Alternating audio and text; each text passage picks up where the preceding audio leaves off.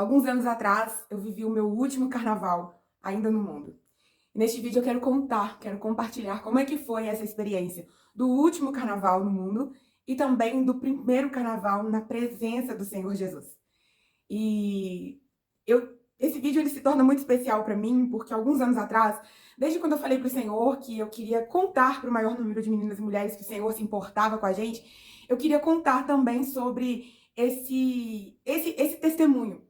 Só que muito tempo se passou. E hoje é sexta-feira que antecede. Na verdade, o carnaval já começou em algumas regiões, mas no calendário hoje é a sexta-feira que inicia o carnaval, o feriado do carnaval. E eu tinha esquecido que eu tinha vontade de contar esse testemunho, até que o Senhor me incomodou. Lembra, filha, que você tinha vontade de contar sobre o seu testemunho, para edificar a fé de muitas pessoas, para testemunhar para muitas pessoas que esse é o primeiro carnaval na presença do Senhor, e também para dizer que, quem sabe, esse não é o seu último carnaval. E eu tinha esquecido desse vídeo até que o Senhor me lembre. E eu falei assim, Deus, mas deixa que eu conte isso no carnaval. E Deus, é o feriado do carnaval. Hoje começa o feriado do carnaval. E aí o meu coração se abriu para poder gravar esse vídeo e que ele edifique a fé das pessoas. Que o Senhor tome esse vídeo, esse testemunho e se torne relevante para quem precisa de fato ouvir. Como eu disse, talvez esse seja o seu primeiro carnaval na presença do Senhor.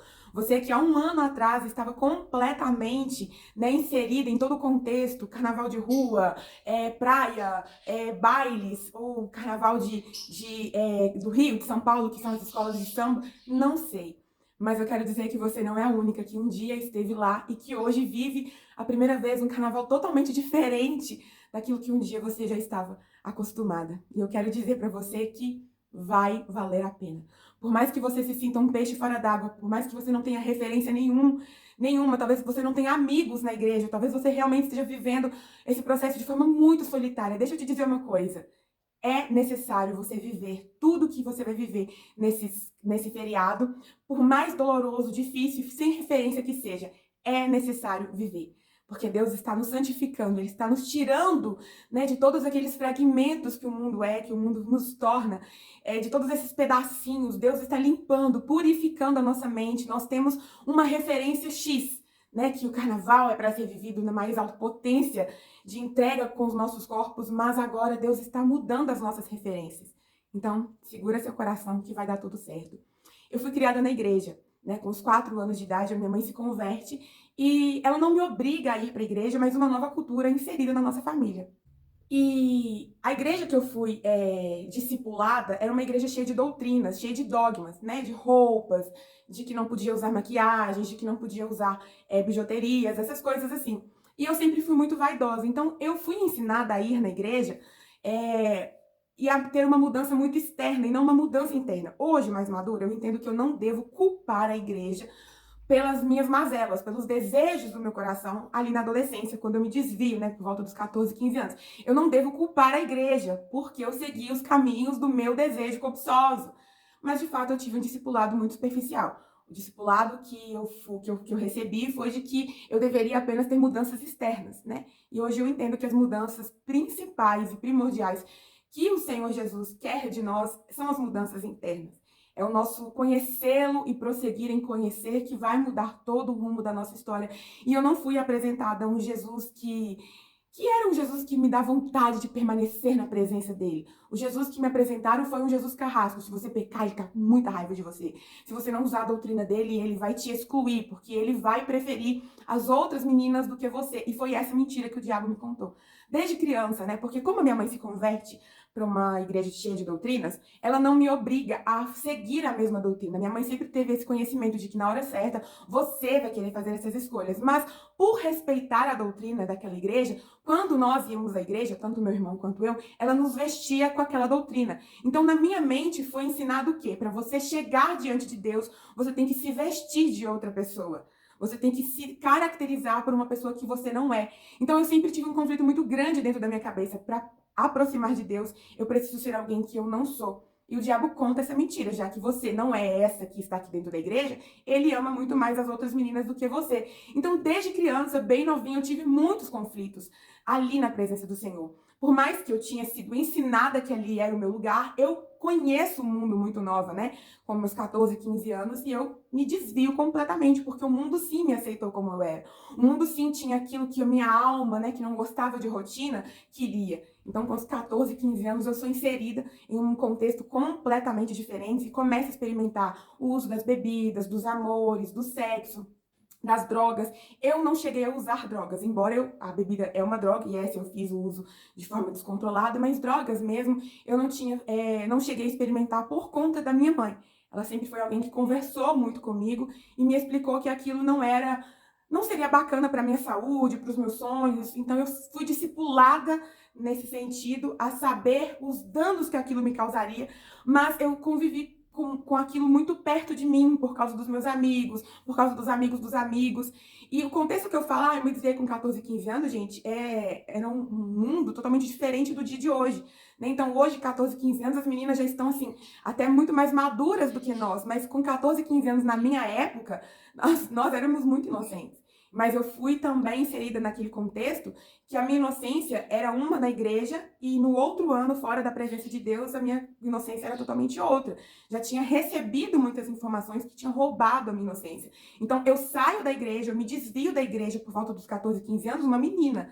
Mas, algum tempo depois, eu já não era mais uma menininha. Eu já tinha sido inserida, já tinha descoberto, já tinha provado e visto muitas coisas que me permitiam não ser mais uma menina naquele contexto que eu vivia, que as meninas de 14, 15 anos da minha idade ainda estavam, sei lá, brincando de boneca, talvez. E isso não é uma brincadeira, né? A gente tinha esse hábito de ser muito infantil com 14, 15 anos, mas no mundo eu já não era tão infantil mais. E eu sempre brinco falando uma verdade, que a minha mãe nunca vai poder dizer que eu fui que eu fui uma influenciada pelos meus amigos, porque eu quis estar ali, eu gostava daquilo, eu tinha curiosidade em descobrir coisas diferentes. Então, eu falo que eu era a má influência, era eu que agitava a galera para poder fazer festas, e era um contexto que a minha galera alugava sítios, né? Em um tempo, gente, eu quero que vocês entendam isso, em um tempo onde isso não era tão banal como hoje, tão normal como é hoje. Então, assim, eu fui a repercussora de muitas coisas que hoje a galera vive com muita intensidade, mas na minha época a gente estava desbravando o mundo, a gente estava conhecendo uma realidade que hoje é muito comum. Então, quando eu entrei de cabeça naquele contexto, eu fui corpo, alma e espírito para viver uma realidade que eu não conhecia, mas que eu tinha curiosidade em conhecer. E ali eu fui viver, né, 14, 15, 16, 17, 18, 19, 20 anos. Eu tinha muito mais experiências, muito mais impacto com o mundo do que de fato com a presença de Deus, porque agora eu tinha experimentado sensações que a religiosidade, que os dogmas não tinham me permitido experimentar. De fato, eu preciso abrir um parênteses aqui. Eu sempre fui uma menina que, por mais que eu estivesse desviada da presença de Deus, eu sempre tive a minha fé, porque eu tive uma tia que faleceu quando eu tinha 10, 11 anos, tia de sangue mesmo, que ela era muito apaixonada por Jesus, então ela sempre falava de Jesus comigo na infância. Então eu tinha muitas experiências com Deus, mas não eram experiências que foram suficientes para me manter na presença de Deus. Eram experiências que marcaram a minha infância, sim, que me deram uma base, né, de amor por Jesus, de fé em Jesus, por conta daquilo que ela me ensinava, daquilo que ela dizia, daquilo que ela era, né, e como exemplo deixou como legado mesmo quando ela partiu. Mas eram coisas que o mundo sufocou. O mundo trouxe muito mais pigmentação de cor na minha história do que aquelas experiências quando criança. Porque a palavra de Deus vai dizer o quê? É conhecer Jesus e prosseguir em conhecer. Eu conheci, mas eu não prosseguir em conhecer. E aí aquelas experiências com Jesus na minha infância, aquilo que ela contava, daquilo que ela falava, da Bíblia, inclusive, não foram suficientemente um combustível para me permanecer. Porque houve um momento, quando ela morre, eu perco um pouco dessa referência, né? De uma pessoa que era apaixonada por Jesus. Mas fica, as raízes ficaram. Só que eu pensava assim, eu vou viver minha vida inteira, entendeu? Inteira, inteira, inteira. E quando eu tiver no final da minha vida, com 50, 60 anos, eu me converto pro Senhor. Porque no fundo, no fundo, no fundo, quando nós somos... quando a gente tem raiz no evangelho, na igreja, seja lá o que for a nossa raiz, quando você cresce dentro da igreja, você sabe que ali é o seu lugar. Porém, as distrações do mundo, as cores, as pigmentações que as cores do mundo trazem para as nossas vidas, são experiências muito impactantes que alimentam o desejo da nossa curiosidade, do nosso prazer. Aquilo se torna muito divertido, muito colorido, muito barulhento, e aquilo rouba, né, a nossa identidade e o lugar pela qual você sabe que é o seu lugar, mas você não quer estar ali porque o mundo é muito mais divertido. Então você quer dar para o lugar onde você sabe que é o seu lugar, na presença de Deus ou na igreja, o final da sua vida, porque antes eu preciso divertir tudo que eu preciso divertir. E eu era esse tipo de pessoa. Então, desde muito novinha, eu fui viver tudo que o mundo me proporcionava. E eu tive essa liberdade. A minha mãe, ela confiava em mim e eu usei dessa confiança, né, para viver uma vida totalmente na libertinagem. Então, eu saía muito, eu tinha muitos amigos, eu experimentei do que era conhecer muitas pessoas. Na igreja eu não conhecia ninguém. Né? Eu era uma menina quietinha, ia ali só com a minha bonequinha, enfim, eu não tinha muita habilidade na igreja porque eu me sentia diferente das outras meninas, justamente porque o inimigo contava que Deus amava muito mais elas, porque elas seguiam as doutrinas 24 horas por dia e eu não. Por dia e eu não. Eu seguia a doutrina só naquele momento que eu estava na igreja. No mundo todo mundo era igual, no mundo eu podia ser quem eu era, as pessoas eram quem elas eram, e aquilo era muito mais divertido. Então foi nesse contexto, nesse paralelo, nessa transição de uma menina para o mundo que eu vivo tudo aquilo que o mundo me proporcionava. E eu gostava daquilo. Eu era a amiga, a galera da turma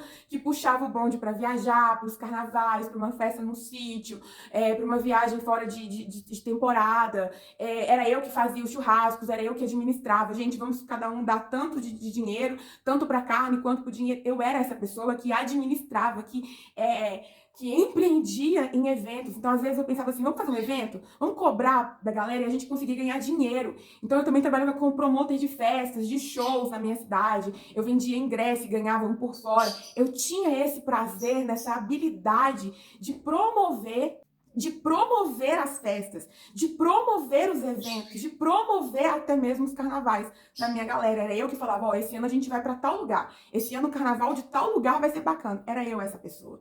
Então, quando vocês veem, né, uma pessoa falando da palavra de Deus, de processo de florescimento, existe um passado que eu não escondo na minha história, um passado de baladas, de bailes. Eu ia para os bailes. Então, assim, eu tinha essa raiz na presença de Deus, na igreja, mas os meus frutos foram frutos no mundo. Frutos que em um momento da minha história eu achei que era uma liberdade, né? Que eu não teria conta para pagar nenhuma, mas o inimigo, ele cobra toda aquela liberdade que ele me deu. E em um momento de transição, eu morro no mundo. Eu fui, assim, praticamente, dei os melhores anos que eu tinha, todas as minhas melhores ideias para o mundo, mas houve um momento que o inimigo me cobra aquilo. E aí, quando ele me cobra, eu não tenho dinheiro para pagar. Então, eu começo a desenvolver no meu corpo ansiedade, depressão, dependência emocional, pensamentos e tentativas de suicídio, porque toda a liberdade que o mundo nos dá, um momento o mundo nos tira essa liberdade. Você continua vivendo toda aquela falsa liberdade, indo e vindo para os bailes, indo e vindo para as festas, participando de inúmeros carnavais, mas você agora tem uma conta pesada na alma. Você sabe que essa liberdade até te satisfaz, porque carnalmente te satisfaz mesmo, porém a sua alma não está mais feliz, a sua alma não está mais satisfeita. Existe alguma coisa desgovernada dentro de você. E aí, os frutos desse desgoverno, os frutos dessa alma que não está mais no lugar de habitat dela, é tudo aquilo que a gente começa a viver, de depressão, de ansiedade, de mutilação, de querer preencher esse vazio com o amor e se tornar dependente emocional, se tornar um objeto sexual, porque você quer preencher aquilo com alguma coisa, com drogas, com bebidas, com sexo, com viagem, com fama, com glamour. E às vezes eu não tô falando para pessoas que têm 1000 seguidores na internet, mas você quer ser vista nas baladas, você quer ser cobiçada. Então isso também é um poder, isso também é uma fama, não somente ao ter muitos seguidores na internet, como eu também tinha. Eu tinha muitos seguidores na internet. Era até um outro perfil de Instagram, que não é o perfil que eu uso hoje, mas naquela época, ter 1000 seguidores era ter 1000 pessoas que você de fato conhecia te seguindo. E eu era esse tipo de pessoa, que eu conhecia muitas pessoas, que eu transicionava em muitos lugares. Gente, eu estava 100% enraizada nas coisas do mundo, nas amizades do mundo, no contexto do mundo, nos planos que eu tinha feito para o mundo. Não havia dentro dos meus pensamentos, do meu planejamento, nenhum tipo de atitude que eu abandonaria tudo aquilo para viver para Jesus. Não fazia parte dos meus planos me converter. O plano era, quando eu viver tudo que há para viver, eu me converto. Final de vida, 50, 60, 70 anos, se assim Deus me permitir. Porque esse era o meu plano. Todos os meus planos estavam envolvidos festas, baladas e cultura secular, à vontade de Deus. Então, que no meu último carnaval no mundo, que foi um carnaval que eu participei em Belo Horizonte, que é o lugar onde eu resido, Era um carnaval que estava começando ali a se tornar um dos melhores carnavais do Brasil. E a gente estava ali para experimentar o que o carnaval estava sendo formado, mas a minha mentalidade é, no ano que vem eu quero ir para Salvador. Esse ano a gente vai passar em Belo Horizonte, né, que é o carnaval que tá bombando agora, tá começando a bombar, mas ano que vem eu quero ir para Salvador. Esse era o meu plano. Os meus planos giravam em torno de eu vou permanecer aqui até o dia que eu quiser. Essa era a minha realidade. Só que, nesse último ano específico, algumas coisas começaram a se tornar diferentes e muito mais intensas. Porque eu já vinha de alguns históricos de que a minha alma não estava tão feliz, tão satisfeita com a vida que eu vivia mais. Como eu disse, a conta começou a ser cobrada e eu não tinha como pagar aquela liberdade. Ou seja, algumas coisas começaram a me pressionar, me demonstrando que a vida livre que eu tinha não era tão livre assim. Eu era escrava de algumas coisas, como, por exemplo, de um relacionamento tóxico, dependente emocionalmente de uma pessoa. Eu não era tão livre assim, eu tinha algumas correntes na minha mente, eu não conseguia pensar em outras coisas que não fosse dependência emocional de uma certa pessoa. E aí eu tinha uma falsa liberdade, eu tinha uma falsa percepção de liberdade, e nesses últimos tempos o mundo começou a trazer muito evidente que eu não era tão livre assim, e as minhas algemas, aquilo que eu estava sendo escrava, começou a me dominar. Então, eu já não tinha mais paz na alma, eu já não tinha mais paz na mente, e aí as tentativas e os pensamentos de acabar com a minha vida se tornaram cada vez mais evidentes como uma prova de socorro, como um pedido de socorro. Então, aquela menina alegre, divertida, que era festeira, que amava shows, que subia os bailes, que estava sempre movida com a galera, tendo ideias para que a galera pudesse ter um final de semana insano, aquela menina já não era mais a mesma. Alguma coisa tinha roubado a minha essência. Eu continuei vivendo aquela vida. Eu continuei inserida porque era a única coisa que eu sabia fazer. Eram os únicos amigos que eu tinha de referência, eram os planos que eu já tinha, então eu ia de gaiato mesmo, já que estou aqui, vou fazer tudo que eu tenho para viver. Só que a minha alma já não era mais a mesma. A minha alma estava escravizada, machucada pela liberdade que eu achei que eu era livre, mas agora me prendia, me puxava. Então eu me tornei uma marionete do próprio inimigo da minha alma. Ele decidia se eu chorava e pelo que eu chorava e quanto tempo eu chorava. E a decisão dele era, ela vai chorar para sempre. Ela vai ficar escrava disso para sempre. Ela vai ser dominada por essa dependência emocional para sempre. E eu fui perdendo a minha alegria, fui perdendo a satisfação que eu tinha nas coisas, como a faculdade que eu amava fazer, já não amava mais. Eu continuava saindo com os meus amigos, mas a minha alma perturbada, a minha mente perturbada, em um relacionamento marcado de muitas traições, de muita falta de responsabilidade afetiva, e eu aceitava aquilo porque eu não conseguia me ver longe da pessoa que me feria. Tudo isso foi trazendo para minha alma cada vez mais peso, cada vez mais lixo, cada vez mais dor, cada vez mais ferida. Ou seja, a liberdade agora feria. As algemas que estavam livres da minha mão, agora elas puxavam cada vez mais, e cada vez que o inimigo puxava aquela algema, ele me sufocava, ele me prendia. A liberdade teve um preço. E o preço foi a dor. O preço foi o sufoco, o preço foi o alto nível da dependência. E aí eu tentei descarregar ou me ver livre daquele sufoco todo, buscando mais coisas no mundo. Então era como se eu cavasse para baixo. Em vez de pedir socorro para que alguém me tirasse daquele buraco, eu cavava o buraco para baixo, como tentativa de me salvar a mim mesma. Eu tentava achando que correr para o mundo, eu vou sair mais. Se eu estava saindo de segunda de terça a domingo, eu vou começar a sair nas segundas também. Então eu cavava pra trás. Não, peraí. Se o relacionamento não deu certo, deixa eu tentar outro. Não, peraí. Se eu bebi R$ 200, hoje eu vou beber 300, porque eu queria satisfazer aquela dor com coisas que estavam me causando mais dor. Então eu continuava buscando socorro, só que cavando um buraco pra baixo. E aí chega no último carnaval, né? O carnaval começa ali os seus preparativos, os pré-carnavais, e a gente começa, minha galera toda, a gente começa a frequentar esse ambiente. Então, o que eu falei pra vocês, né? A gente ficou em Belo Horizonte naquele ano, porque estava sendo um dos carnavais mais populares do Brasil, e a gente queria experimentar aquele carnaval. Mas o meu plano era, no ano que vem eu não quero estar aqui, no ano que vem eu tenho planos para ir para Salvador, porque era um sonho da minha vida ir para o Carnaval de Salvador, que não foi cumprido e não vai ser cumprido. Se um dia eu conhecer Salvador, vai ser pelas praias maravilhosas e por férias. Em santidade, para a glória de Deus, não por conta do que é conhecido o Carnaval daquele lugar. E aí, a gente começa a participar, né, dos pré-carnavais, começa a ir nos lugares e tal, totalmente inserida, mas a minha alma berrava. E aí, como eu estava dentro de um relacionamento completamente tóxico naquele tempo, e dependente emocional, a minha alma ficava muito presa a uma pessoa específica, né? Que era a pessoa que eu dizia que eu amava naquele tempo, mas era um relacionamento muito marcado por falta de respeito, de traição, de mentiras, de sumiços, e naquele carnaval não foi diferente. A pessoa desapareceu, desapareceu. A gente tinha planos juntos, mas, tipo, na sexta-feira, que no caso seria hoje, né, que eu gravo esse vídeo, a pessoa desaparece. Eu vou ali e volto daqui a pouco e não voltou mais. E eu fiquei desesperada procurando, sabendo que tinha me dado um perdido, mas desesperada procurando. Então eu pensei assim, olha, já que ele deu esse perdido, eu vou viver insanamente esse carnaval com os meus amigos. Eu não vou ficar por baixo, eu não vou ficar em casa sofrendo, não vou ficar em casa chorando. Eu vou viver isso no mais alto pico de entrega mesmo. Comprei fantasias, cores, glitter, acessórios de roupas de carnaval, um para cada dia. E fui viver minha sexta de carnaval, meu sábado, meu domingo, minha segunda, minha terça. Esses 5 dias que parece pouco, mas foram 5 dias mais insanos. E eu não tô falando de uma festa que foi babado, confusão e gritaria, não. Eu tô falando de uma dor na alma que gritou muito nesses 5 dias.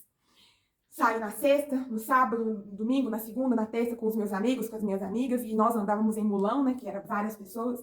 Experimentei tudo que aquele carnaval podia fazer, as programações de patrocinadores na cidade, que foram incríveis, falando de forma organizacional. Foi um carnaval impecável, né, arrastava multidão, a cidade de Belo Horizonte fica lotada, amarrotada de pessoas que vêm de fora, a gente conhece muitas pessoas, é muito divertido. Então, a diversão foi garantida. Eu posso garantir isso pra vocês. Mas a minha alma já não tava mais feliz. E eu lembro que a gente passava glitter nos rostos, né? Fazia aquelas maquiagens carnavalescas. E eu sempre fui muito vaidosa em relação a isso. Eu fiz as maquiagens e afins. Eu carregava alguns glitters dentro do bolso. Caso fosse sair os glitters, eu mesmo ia passando os glitters. E aí eu fui pra dentro de um banheiro químico. Gente, o meu carnaval foi marcado lá. Tentativas de encontrar aquela pessoa, procurando ela por todos os lados, achando que eu iria encontrar ela no meio daquela multidão toda. Tentando ligar pra ele me responder uma mensagem, telefone desligado, WhatsApp, dava um ver só. O meu carnaval foi marcado por uma falsa alegria, por fotos que todo mundo vê na internet, que eu também não apaguei, e falo, nossa, como esse carnaval dela foi divertido, foi colorido, foi cheio de glitter. Mas a minha alma o tempo todo tentava encontrar aquela pessoa, tentava buscar nele a minha satisfação. Eu fiquei o carnaval inteiro tentando achar aquela pessoa. E como eu não conseguia, a minha mente ficava onde ele tá, com quem ele tá, desesperadamente, porque você, como mulher, quando sabe que está sendo traída, a primeira coisa que você se pergunta é o que que eu tenho que ela não tem, ou o que ela tem que eu não tenho. Por que que ele preferiu ficar com outra pessoa do que aqui comigo? E aquilo foi me matando, foi me ruminando aqueles dias todos. E eu tentei descontar, amenizar aquela minha dor naquilo que o carnaval proporcionava pra gente. Bebidas, bebidas e bebidas e bebidas. Então, quanto mais eu tentava suprir o meu vazio, pior ficava aquele buraco que eu tentava cavar para baixo. E aí, no meio desse rolê todo, eu fui para dentro de um banheiro químico, fazer as minhas necessidades mesmo, e tentar passar mais glitter, porque como o suor caía do nosso rosto, né, eu fui tentar dar uma repaginada na minha cara. Isso trilouca, assim, tentando apaziguar a dor da alma, tentando, né, fingir que estava tudo bem. E dentro do banheiro químico eu senti uma crise de ansiedade muito grande e eu comecei a chorar compulsivamente dentro do banheiro químico. No meio da rua, gente, tipo assim, loucamente.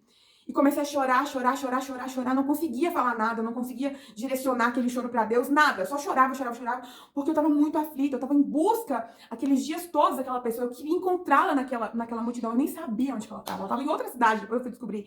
Mas eu queria, buscava. Sabe quando você vê em todos os rostos, o rosto daquela pessoa? A dependência gritava naquele momento. E eu chorava dentro daquele banheiro por conta da dor da dependência emocional. E eu virei assim, de forma inconsciente, eu falei, Deus, muda a minha vida. Falei isso, enxuguei o rosto, todo borrado de lágrimas, peguei os glitters no bolso, passei glitter fingindo que nada estava acontecendo, saí do banheiro plena e continuei a viver aquele carnaval.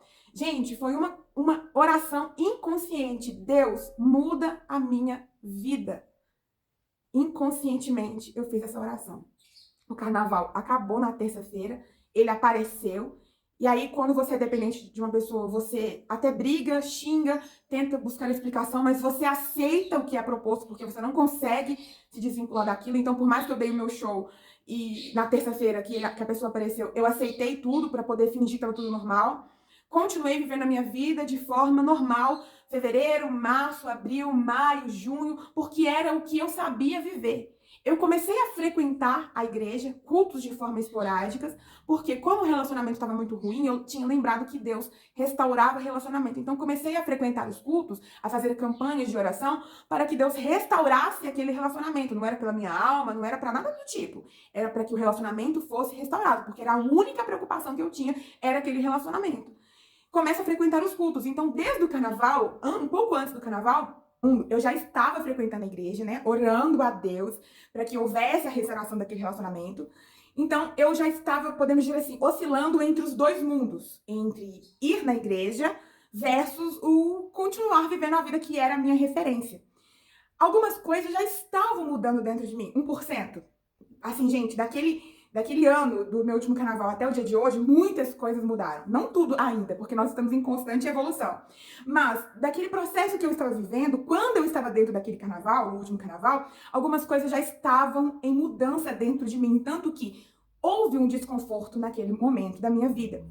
A vida de balada, de festa, de amigos, de bebidas, era a minha referência de vida, ponto. Era tudo que até então eu sabia viver, era tudo que até então era a minha diversão. E eu amava aquela vida, não vamos ser hipócritas de dizer, eu não gostava daquela vida.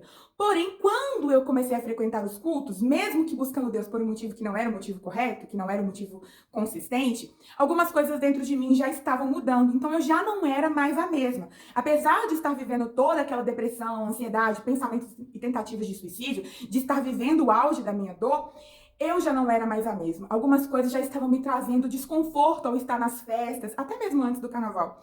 E aquele carnaval não foi diferente. Gente, eu quero dizer uma coisa pra vocês. E realmente eu quero que esse vídeo faça muito sentido na vida de quem o Senhor enviar. Porque eu preciso muito dizer isso. O carnaval, ele não mudou. O carnaval, ele continua sendo o mesmo. Cheio de cor, diversão. Tudo no carnaval, de um ano para o outro, se torna, entre aspas, até mais atrativo. E por que eu preciso dizer isso? Porque muitas vezes a gente espera algo ficar ruim pra gente sair de lá. Como se eu só fosse sair do mundo, ou das festas do mundo, ou do carnaval do mundo, no dia que aquilo se tornasse ruim.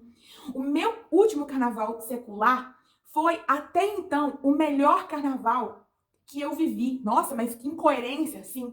Tratando-se de organização, foi o melhor carnaval que até então eu tinha vivido. Foi um carnaval, como eu disse para vocês, que o carnaval de Belo Horizonte estava se tornando os melhores carnavais do Brasil. Então havia muito investimento naquele carnaval, havia muitos bons patrocinadores naquele carnaval. Em relação à organização, foi um dos melhores carnavais que eu já vivi até então. Dos anos seguintes, foi ainda melhor, porque se injetava muito mais dinheiro, os patrocinadores estavam muito mais frenéticos para tornar aquela festa muito mais divertida. Mas alguma coisa dentro de mim mudou. A minha alma já não tinha fome e sede daquilo. Pelo contrário, aquilo adoecia, tornava a minha alma muito mais dolorida. Tanto que, por mais que eu diverti e tirei foto, eu tinha crises de ansiedade, de choro no carnaval.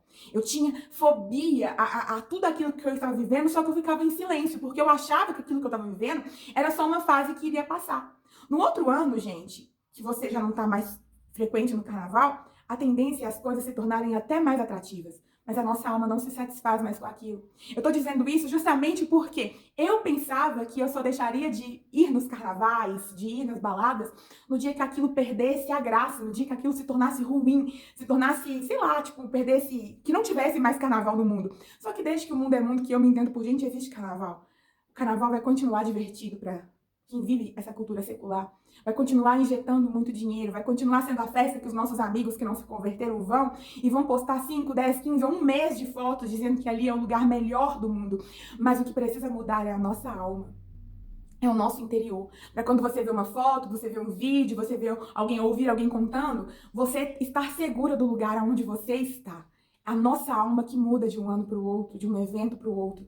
A sua alma, por mais que ela esteja triste nesse momento, ela está passando por um processo de tratamento do Senhor. Eu sinto isso comigo. Era como se aquele carnaval, eu precisasse viver aquele último carnaval, porque aquilo ali foi a ponta do meio de um funil, porque depois do carnaval a minha vida não mudou. Eu não fui para a igreja no mês de março, eu não me converti no mês de abril, pelo contrário. Depois daquele carnaval, a minha vida continuou acontecendo de forma normal. Eu continuei indo para festa, eu continuei dentro daquele relacionamento, só que aquele carnaval fazia parte do processo de funil do Senhor na minha vida. É como se as coisas precisassem, depois do carnaval, acontecerem de forma que Deus ia me afunilando, até que de fato eu entendesse que quem tinha que mudar não eram os eventos, mas era eu. Os eventos continuavam. No outro ano, o carnaval continuou. No outro mês que eu me converti de verdade, que eu renunciei tudo, as festas continuaram acontecendo. Mas quem mudou era a minha alma. Agora a minha alma tinha recebido uma nova impressão. Uma impressão que me apontava um caminho de cura. E aí a gente chega o carnaval, aconteceu, foi um carnaval super divertido. Gente, eu tinha dinheiro naquele carnaval.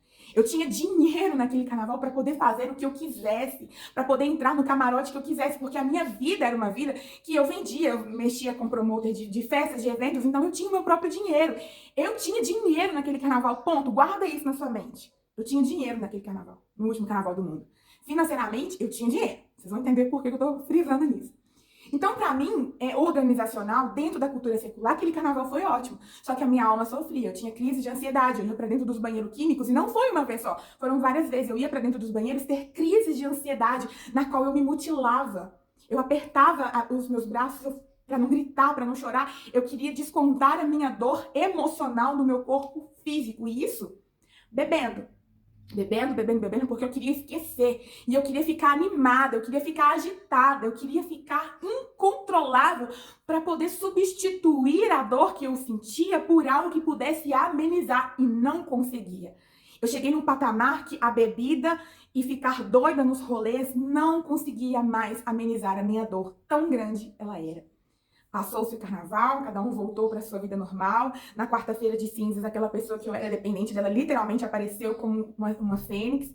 A gente conversou, eu fiquei muito triste, mas eu não conseguia me desprender dela. Aceitei o sumiço, no outro dia estávamos juntos como se nada tivesse acontecido. Voltei a frequentar a faculdade, voltei a trabalhar, continuei saindo para os rolês. Passou o mês de março, de abril, de maio, de junho, e o meu aniversário era em outubro, 4 de outubro, bem no início de outubro. Quando começou a chegar ali, metade de setembro, a minha festa seria no dia 28 de setembro, eu comecei a falar com alguns amigos próximos assim, eu sinto que a minha vida vai mudar. Eu sinto que a minha vida vai mudar. Só que na minha cabeça, eu pensava assim, o fulano vai se consertar. O fulano vai me pedir namoro de verdade agora, a gente vai se assumir de verdade. E a gente vai se casar, a gente vai morar junto, alguma coisa boa vai acontecer entre eu e o fulano. Entre eu e aquele relacionamento que eu era dependente. Então eu comecei a trazer uma propaganda para as pessoas, a minha vida vai mudar, eu sinto que depois do meu aniversário a minha vida vai mudar. Lembrando que eu ainda oscilava entre a igreja, eu comecei a frequentar a igreja antes do carnaval daquele ano. Depois que o carnaval passou, era normal, gente, eu ia na igreja na sexta-feira, pegava a oração, assistia o culto, saía da igreja, ia pros rolês. E às vezes com uma pessoa comigo, ele ia na igreja comigo, depois a gente ia pros rolês. Então se tornou normal essa vida dupla. Só que Deus já estava tratando meu coração. Deus estava fazendo umas coisas dentro de mim. Eu fazia propósito de oração, eu tinha tirado a bebida, né? Como um propósito de oração, eu tirei a bebida. Então eu já ia para os rolês sem beber. E aí eu ficava desesperada e sã dentro dos rolês. E eu comecei a ver umas coisas que, tipo, nossa, eu não quero isso pra minha vida. Porque bêbada a gente perde o discernimento das coisas. Então eu continuava frequentando as baladas, só que fazendo propósito de oração sem bebida. E aí eu já vi algumas coisas que começou a abrir a minha visão, já começou a me dar uns norte. As traições no meu relacionamento continuou, mas aí eu já recebi elas com muito mais impacto, porque nada fazia a dor sumir, né? Sair com as amigas já não amenizava a dor das traições, beber já não amenizava a dor das traições, porque algumas coisas começaram a mudar dentro de mim. A situação da minha vida não mudou, pelo contrário, algumas coisas até pioraram. Mas é incoerente, né? A gente começar a orar, fazer propósito de oração para Deus, abençoar algo, que no caso era o relacionamento só piorar. E o meu relacionamento, gente, ele foi o pano de fundo para toda a minha conversão. Né? Havia dentro de mim um buraco que eu tentei preencher com festas, com amores, com bebidas, com rolês, com viagens. Havia um vazio dentro de mim. Mas houve um momento que Deus começa a tirar esses quinquilharias, esses lixos que eu tinha colocado dentro daquele vazio e começa a falar, esse vazio é o tamanho exato de quem eu sou na sua vida. Só que para Deus entrar dentro daquele vazio, Deus fazer morada dentro daquele vazio, ele precisava tirar todos os lixos que eu tinha. E aí ele começa a tirar as coisas que eram as coisas que faziam parte daquele buraco. E entre elas, as amizades, os rolês, as bebidas, e o próprio relacionamento. O tempo passou, quando chegou no meu aniversário, a gente fez uma festa no meu aniversário, essa festa durou tipo 3 dias, sem brincadeira. Uma festa regada a muita bebida, a muita droga. Eu não usava droga, mas os meus amigos usavam droga.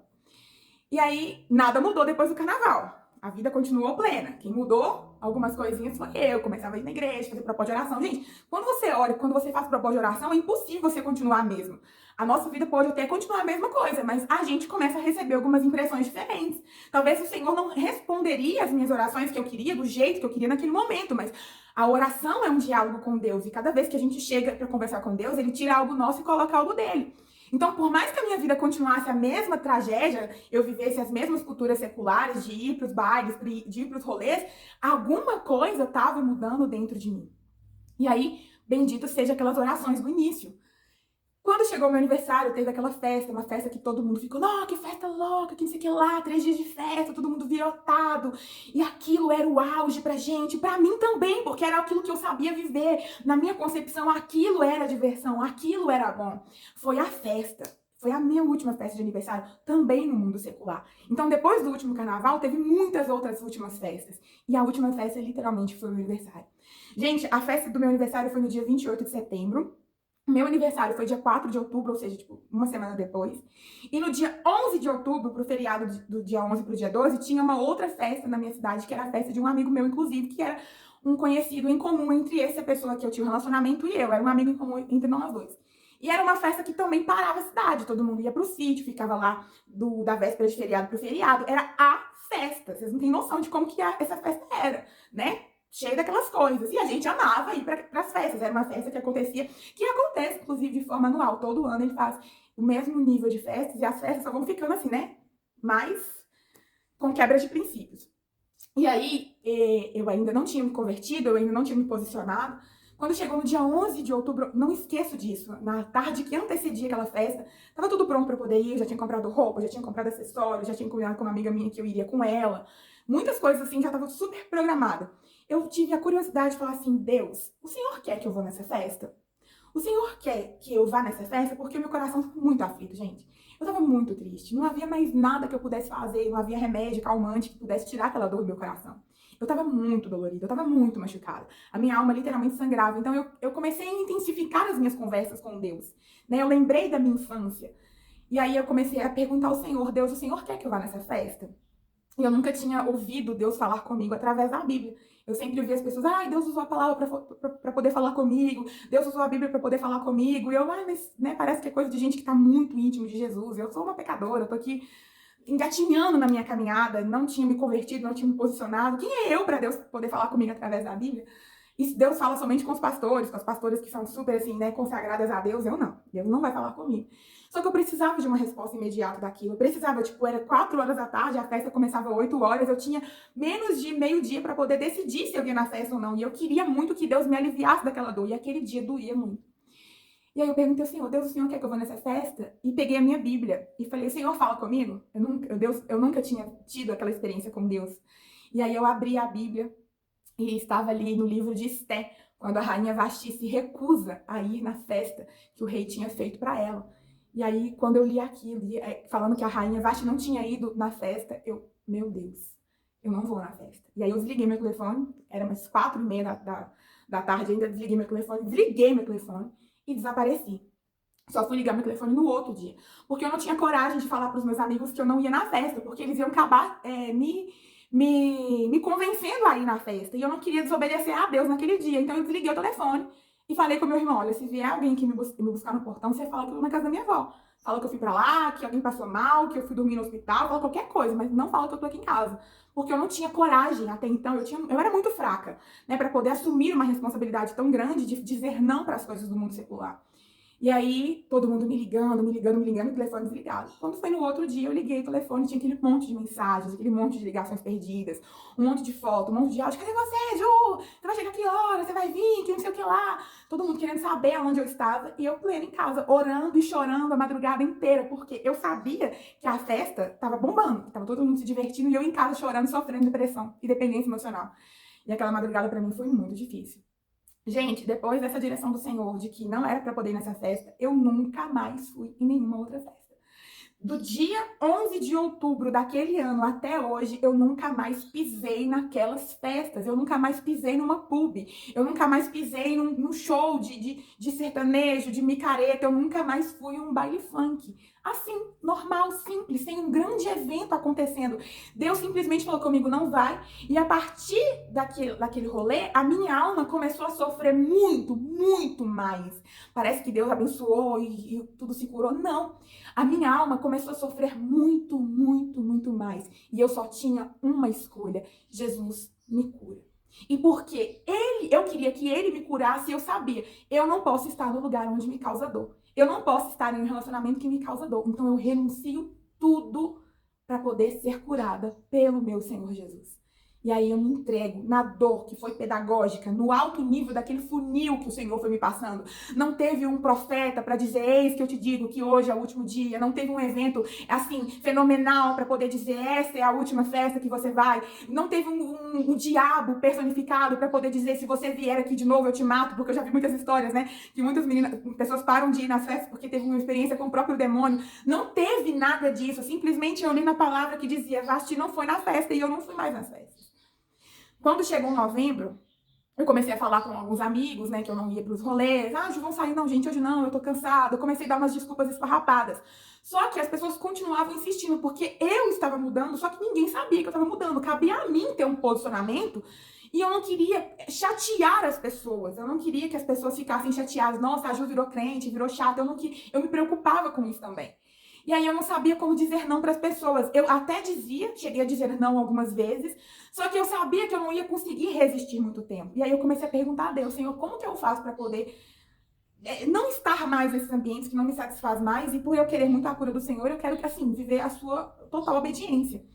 E aí o Senhor me pediu algumas coisas muito difíceis de serem renunciadas, que naquele momento eu renunciei sem pensar duas vezes. O Senhor pediu as redes sociais, então eu desfiz do meu Instagram. O Senhor pediu o meu telefone, então eu vendi o meu telefone. Eu literalmente fiquei sem aparelho telefônico. E eu fiquei 2 anos desaparecida, 2 anos sumida. Para as pessoas terem notícias minhas, elas tinham que vir na minha casa. E não era todo mundo que queria saber de mim. As pessoas queriam saber da minha alegria, das minhas festas, das minhas ideias, das minhas responsabilidades para fazer os rolês acontecerem. As pessoas queriam uma Ju viva, uma Ju ativa, aquela Ju que estava se convertendo ao Senhor. Ninguém queria saber dessa menina. Algumas poucas amigas minhas me procuravam pelo telefone do meu pai, algumas poucas amigas vieram na minha casa, mas assim, daquele monte de gente que eu conhecia, poucas pessoas tiveram interesses por mim nos primeiros meses.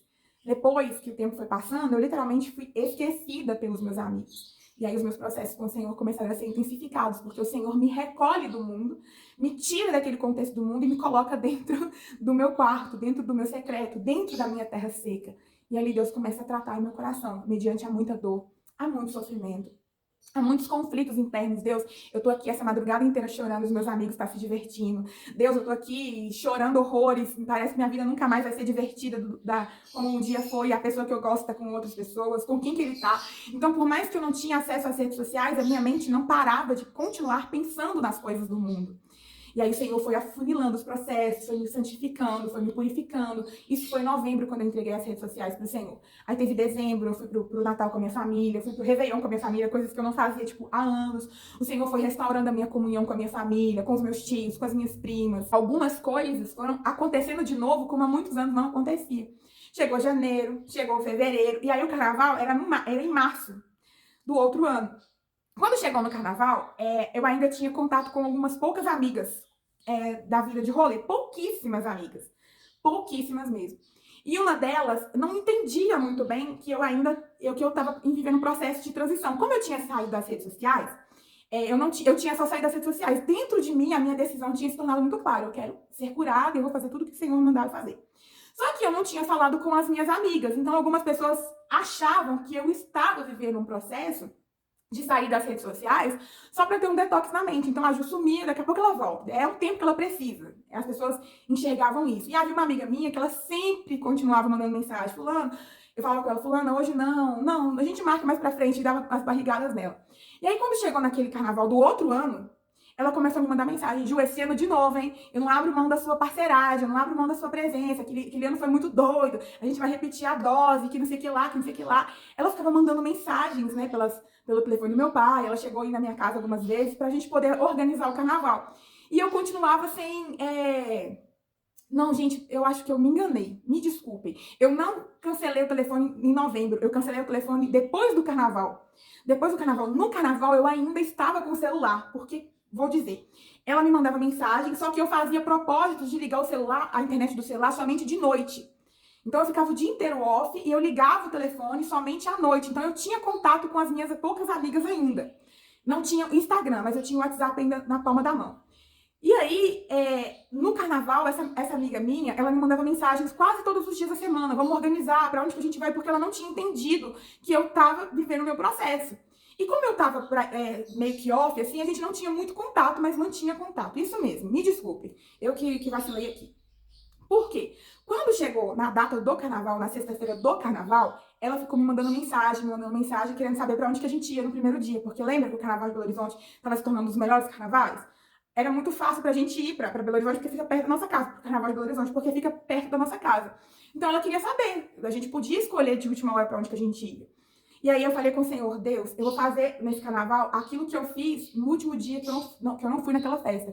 Eu vou desligar o telefone. E aí quando deu sexta-feira, 4 horas da tarde, eu desliguei o meu telefone celular, desliguei mesmo, e guardei dentro de uma gaveta, dentro da minha gaveta de um guarda-roupa meu. E falei, olha, eu vou viver pra sua glória esses dias. Eu vou viver aquilo que eu nunca vivi até então. Quando eu era mais nova, e uma tia minha, que é cristã, me chamava para ir para os retiros de carnaval, eu até ia para os retiros de carnaval, mas, tipo, tinha muitos anos que eu não participava de retiros de carnaval.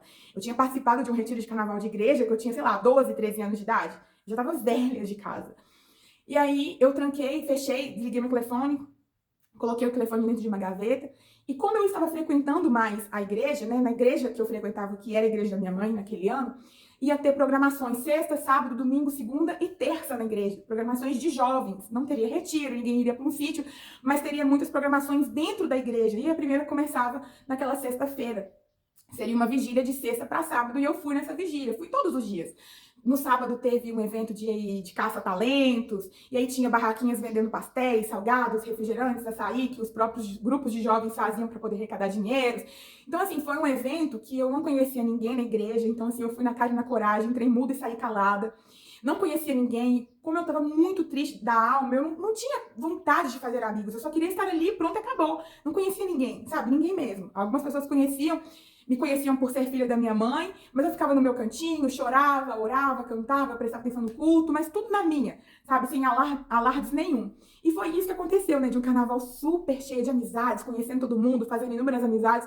No outro carnaval eu vivi o contraste, eu não conhecia ninguém, num ambiente de igreja, totalmente diferente de tudo que eu tinha vivido até então na minha vida. Esse foi o outro carnaval após o meu último carnaval no mundo. E aí eu fui para esse culto na sexta-feira, que era um culto de vigília, que iria até às 3, 4 horas da manhã. Nunca tinha ido numa vigília, gente, nunca. Pra mim, era virotar festa, cheia de bebida, cheia de amigos, dançando. Nunca tinha ido numa vigília. Fui numa vigília pela primeira vez naquele carnaval. E aí, quando acabou a vigília, eu tava sem telefone. Não tinha como eu ligar pro meu pai, como eu não conhecia ninguém também, eu morria de vergonha de pedir alguém o telefone emprestado para ligar pro meu pai, ou para pedir um Uber, ou um táxi. Eu não tinha condições de ir embora para casa. E eu tinha combinado com meu pai dele me buscar, tipo, umas 4 horas da manhã. E a vigília acabou, era umas 3h20. Ou seja, todo mundo começou a ir embora e eu comecei a ficar sozinha na igreja. E com muita vergonha. Aí eu falei, sabe de uma coisa? Eu vou embora a pé. E comecei a ir embora a pé, numa rua totalmente vazia, numa rua totalmente deserta, morrendo de medo de ser assaltada, morrendo de medo de ser estuprada. E aí eu comecei a chorar no meio do caminho. Senhor, o Senhor me tira, o Senhor promete pra mim que vai fazer acontecer na minha vida. Eu entrego tudo aquilo que eu sou, tudo aquilo que eu tenho, pra poder viver o melhor da minha vida. E olha onde o Senhor me coloca, em risco, em perigo. Olha aqui, eu tô prestes a ser assaltada, se aparecer alguém aqui, não tem pra onde eu correr. Eu tava de sandalinha ainda, assim, não tinha como correr, eu comecei a desesperar no meio da rua, porque eu me sentia abandonada por Deus e abandonada pelo meu pai. Eu tinha combinado com ele um horário e a vigília acabou muito antes. E eu comecei a andar sozinha pra minha casa. Eu comecei a andar no meio daquela rua, morrendo de medo. Quando eu vi um carro, nossa, eu queria morrer. E eu andava no meio da rua, porque se viesse alguém, eu tinha pra onde correr, né? Pra um lado ou pro outro. Tempo de ser atropelada, gente, eu fiquei em desespero. Eu entrei em desespero. Poxa, minha primeira vez numa vigília, eu abri mão de todo o carnaval. Nem quando eu tava no mundo, eu tava tão desprotegida como eu tô agora. Eu fiz todos os dramas possíveis naquela madrugada, naquele sábado, naquela sexta pra sábado. E eu chorava muito, porque eu tava desesperada, porque eu sabia que enquanto eu tava ali passando aperto, todos os meus amigos estavam vivendo o maior carnaval e o melhor carnaval da vida deles, e eu não conhecia ninguém. Então a minha mente começou a dizer assim, viu, você deixou tudo pra ficar na presença do Senhor, mas ninguém te deu uma carona. Se fossem os seus amigos, você tava bem acompanhado, alguém te levaria pra casa. Na igreja não, na igreja você entrou invisível, você continuou invisível, ninguém tá se importando com você. E eu fui vivendo todas aquelas batalhas espirituais naquela rua deserta. Até que, assim, já tinha bastante tempo, já tinha andado muito, já tinha andado muito, e a igreja ficava um pouquinho longe da minha casa. Eu ouvi o barulho do carro do meu pai. E aí, na hora que eu ouvi o barulho do carro do meu pai, eu ouvi o Senhor, senti o Senhor falando com o meu coração assim, eu não te abandonei. Por mais que o seu pai chegou atrasado, eu não te abandonei. Eu não te abandonei. E aí, quando eu entrei dentro do carro, eu tava muito nervosa. Eu falei, nossa, por que você não veio? Mas o erro tinha sido meu. Eu que tinha falado com ele pra ele poder ir mais tarde. Ele falou assim, não, eu tava desesperado atrás de você. Eu não sabia onde você tava. Tava preocupado já ia chamar a polícia, porque a igreja tá vazia e você não tem telefone. E eu não tinha dinheiro, gente. Lembra que no outro carnaval eu tinha dinheiro para poder fazer o que eu quisesse? No segundo carnaval, na presença de Deus, eu não tinha dinheiro para nada. Porque como eu tinha renunciado às coisas do mundo, eu tinha renunciado às festas. E eu ganhava um dinheirinho extra vendendo ingressos de festa, ingressos de show, eu ganhava um dinheirinho bom. E aí, como eu tinha renunciado a tudo isso, eu não entrava mais um dinheiro extra na minha vida. Eu estava endividada, eu gastava mais do que eu ganhava. Só que eu sempre supria, parece que eu sempre conseguia suprir. Mas quando eu fui para a presença de Deus, eu não conseguia mais suprir as minhas necessidades. Então eu estava com muitas dívidas de cartão, não tinha mais dinheiro extra. Eu não tinha dinheiro naquele ano. Eu lembro que eu fui comprar um pastel de R$ 5 e eu tinha R$ 4,75. Eu fiquei devendo 25 centavos para a cantina da igreja. E eu falava, é porque eu tô sem telefone, não tenho como passar Pix. Mentira! Eu não tinha dinheiro. E aí, eu fiquei a vigília inteira com um pastel no estômago. E aí eu fiquei muito triste e eu entrei dentro de casa, dentro do carro do meu pai, fui pra minha casa muito triste, porque no outro carnaval eu tinha dinheiro, naquele não tinha. No outro carnaval eu tinha amigos pra estar comigo, naquele eu não tinha. No outro carnaval eu tinha carona pra voltar pra casa, naquele não tinha. No outro carnaval eu tinha isso e naquele não tinha. Muitas coisas começou a falar de mim, nos contrastes do que eu tinha no carnaval e do que eu não tinha no outro. Mas eu posso dizer uma coisa pra vocês. Naquele carnaval eu consegui dormir. Naquele carnaval eu não entrei para dentro do banheiro da igreja e comecei a ter crises de ansiedade. Naquele carnaval eu não ficava procurando desesperadamente encontrar o rosto da pessoa que eu amava no rosto de todo mundo. Naquele carnaval eu não tive crise de ansiedade, eu só chorei na presença do Senhor. E aí eu voltei no sábado sem dinheiro de novo. Levei alguns biscoitinhos de casa, porque eu realmente não tinha dinheiro. Levei uns biscoitinhos de casa para poder sobreviver, né? Que aquele dia o evento começava na parte da tarde e todo mundo ia almoçar lá na igreja. Eu não almocei porque eu não tinha dinheiro para comprar marmitex. Eu almocei em casa e fui um pouco mais tarde. Fui para os eventos, muito louvor, muita palavra, muita adoração, muito quebrantamento, muito momento meu com Deus em silêncio, porque eu não conhecia ninguém. Fui no domingo de novo, na segunda-feira de novo, e o culto acabava, o evento acabava na terça-feira de tarde. Acho que é isso mesmo, na terça-feira de noite, acabava. De noite eu voltei. E aí eu lembro que eu tava sentada na igreja assim, e eu falei com Deus, Senhor, eu nunca vivi um carnaval assim. Anos da minha vida, todos os meus carnavais eram extremamente insanos. Se fosse em outros momentos dessa época, eu tava louca, cansada, ou até mesmo querendo ir para outros lugares, né? Porque a gente vai de galho em galho, de festa em festa. E aquele ano foi totalmente diferente. E eu tava com a alma enlutada, com a alma em cacos, machucada, mas eu tava em paz. Eu tinha certeza de que eu estava no lugar que eu tinha que estar. Eu tinha certeza que eu estava no processo da minha cura. Eu só não saberia o que aconteceria a partir de então. Mas de um ano para o outro, a minha vida tinha mudado completamente. De um carnaval para o outro, a minha vida já não era mais a mesma. E aí eu comecei a me submeter aos processos do Senhor, comecei a ir mais na igreja, enfim, as coisas foram acontecendo. Mas nesse vídeo eu queria falar sobre esse contraste. Sobre o último carnaval, que foi o organizacional, o melhor carnaval, mas a minha alma estava totalmente em cacos. Para o segundo carnaval, que foi o carnaval da presença do Senhor, que organizacional foi o pior, não tinha dinheiro, não tinha telefone, não tinha roupa, me sentia feia. Foi o pior carnaval organizacional, mas o melhor da minha alma. Foi o primeiro carnaval que a minha alma começou a florescer. Os contrastes. Os benditos contrastes do Senhor. Gente, daquele segundo carnaval, que foi o primeiro na presença do Senhor, muitos outros carnavais aconteceram na minha vida. E o terceiro carnaval, eu tô contando de três, o terceiro carnaval, eu ainda estava em processo de cura, de tratamento, eu ainda não tinha dinheiro para poder esbanjar do jeito que eu queria esbanjar, e eu fiquei em casa. Eu já estava numa outra igreja, a igreja não tinha programação do carnaval, eu tava em casa e eu fiquei muito desesperada, porque eu queria provar pros meus amigos, eu tinha voltado às redes sociais. Aí depois do segundo carnaval, que foi o primeiro na presença de Deus, aí sim eu tirei as redes sociais. Aí sim eu fiquei 2 anos sem carnaval. Quando foi no outro ano, eu queria provar pra mim que eu já estava bem e que eu podia viver um carnaval divertido na presença do Senhor. E aí eu queria forçar uma coisa que até então o Senhor falou comigo assim: pra que você quer mostrar para as pessoas que você tá bem no carnaval? Pra que você quer ir para um retiro espiritual? Pra que você quer fazer tal coisa na presença? Apenas viva, isso é só uma data. Gente, vocês conseguem entender a loucura da nossa mente? Quando nós estamos vivendo processo de cura, a gente quer mostrar para as pessoas que estão lá fora, no mundo, que nós estamos melhores que elas. E porque a gente quer mostrar isso, que a nossa vida ainda continua agitada, por mais que você esteja na presença do Senhor, muitas vezes a gente força algo que não é verdade. Por mais que eu estou na presença de Deus, eu quero forçar uma mentira para que as pessoas lá de fora vejam que minha vida é boa e a delas é uma competição. E sabe, há uma verdade que ninguém disse, mas é necessário dizer? Quando a gente compete com essas pessoas, para quem tem a vida mais divertida, a gente pode correr o grande risco de perder essa competição. Porque, visualmente falando, a vida de quem está lá fora é inúmera. Como eu posso dizer? É infinitamente, entre aspas, mais divertida do que a nossa, porque eles vivem uma insanidade que a presença do Senhor nos chama para viver em santidade. Então, o que eu quero dizer é assim, se você entrar nessa loucura de competir com seus amigos, quem tá mais feliz, se é você na presença do Senhor ou eles no mundo, você vai perder. Mas você vai perder em competição. Mas se você simplesmente viver a sua vida para a glória de Deus na presença do Senhor, você vai ganhar. As coisas acontecem de forma natural. No terceiro ano, no terceiro carnaval, após a minha conversão, eu quis mostrar para as pessoas que eu estava melhor do que elas. Eu queria forçar uma situação que não tinha lógica. As pessoas que estão lá fora, quando olham para a minha vida, elas não têm vontade de viver a minha vida, porque, segundo elas, a minha vida é uma vida pacata. Agora, se eu ficar tentando competir com elas, é porque eu estou vendo graça na vida que elas estão vivendo ainda. E eu não tenho essa necessidade de provar para ninguém que a minha vida é melhor do que a delas. Eu simplesmente preciso viver. E aí o Senhor me chamou para essa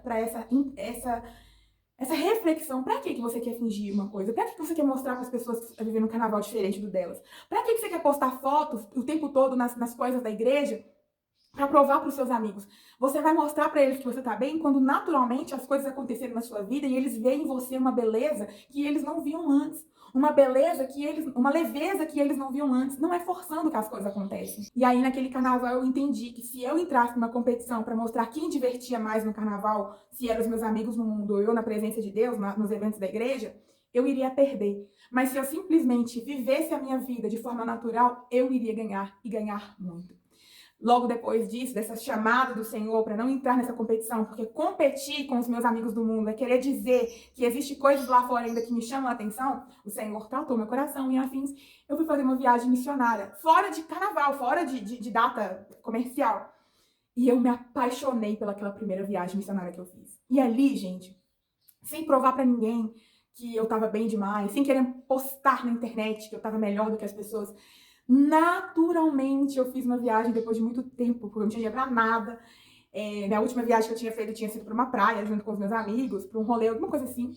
E aí, depois de muito tempo, eu fui viajar pra uma viagem missionária. Ali eu me encontrei. Ali eu estava satisfeita. Ali eu falava, meu Deus, é aqui o melhor lugar do mundo. Meu Deus, por que eu não descobri isso antes? Meu Deus, é aqui que eu quero estar. E eu não tinha necessidade de provar pra ninguém que eu estava bem. Eu só vivi aquele presente que o Senhor me deu. E depois daquela primeira viagem missionária, muitas outras vieram. E eu fui me encontrando na presença de Deus, nos caminhos, nos desígnios do Senhor, sem provar nada para as pessoas, sem ter que ficar forçando que eu estava curada, que eu estava bem, que a minha vida continuava boa e as pessoas que estavam erradas, sem tentar fazer um marketing. Vem para minha vida, que aqui é um lugar, naturalmente as coisas foram acontecendo. E essa competição, muitas vezes a gente cai, principalmente em datas como o carnaval, nós que já estivemos lá, a necessidade de provar que tá tudo bem, quando na verdade não tá. Porque quando as coisas estiverem bem de verdade, naturalmente você vai ficar muito feliz quando estiver vivendo as coisas do Senhor. E forçar uma competição é dizer pro seu ser interno, ali tem coisas que me chamam a atenção. E como eu disse, o carnaval continua sendo carnaval. O carnaval continua sendo divertido para eles, na cultura deles, alegre, cheio de cores. Mas o que muda é a nossa alma. Aquilo não satisfaz mais.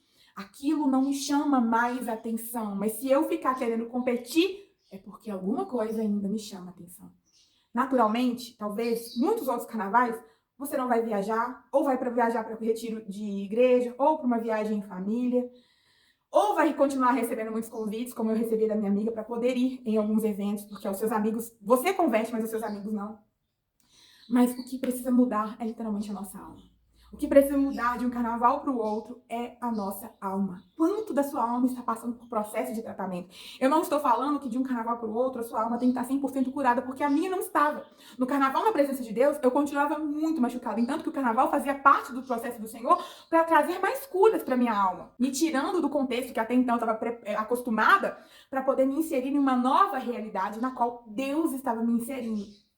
E aí tudo foi mudando de forma natural. Gente, Jesus, ele faz umas coisas na vida da gente que precisa arrancar muitas lágrimas dos nossos olhos. A dor é pedagógica. Deus ensina através da nossa dor. Deus tira coisas das nossas vidas quando ele vai nos afunilando. Existe uma dádiva quando a gente passa pelo processo do funil de Jesus. E esse carnaval pode ser o seu funil. Pode ser mais uma etapa do funil que o Senhor está te submetendo.